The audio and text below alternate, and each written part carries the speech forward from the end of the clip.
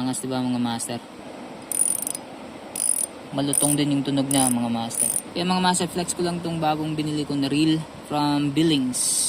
So may nag-comment kasi sa atin ito. Try doon natin yung Billings na reel. So ito na yun master. So ito yung Billings Mackerel King. So yung mga sizes na available, MK500, 800, 1,500, 2,500. So yung binili natin is 800. So yung nabili ko is yung merong double rocker at single rocker. Ito yung reel. Yan. Angas diba mga master?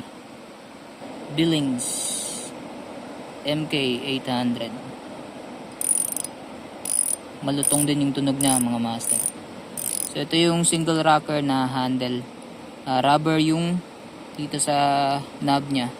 Ito naman yung double rocker. Rubber din yung sa knob. Merong extra spool. Shallow spool naman to mga master. Ito yung deep spool, ito yung shallow spool. Yan, so binili ko tong reel na to para sana ipares dito sa Orcas car na green. Kaso nga lang mga master, may alog. Maliit yung reel foot niya mga master, kaya umaalog siya sa reel seat. Sayang, di ba?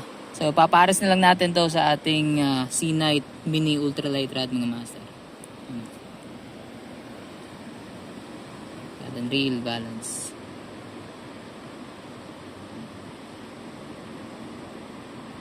Ayos. At pwede din to sa Artemis Pure na rod mga master. Artemis Pure.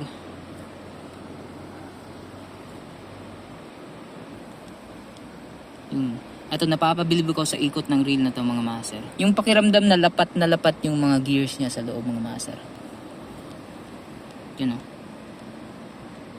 Napaka-smooth talaga ng ikot niya mga master. Yan, Billings Mackerel King.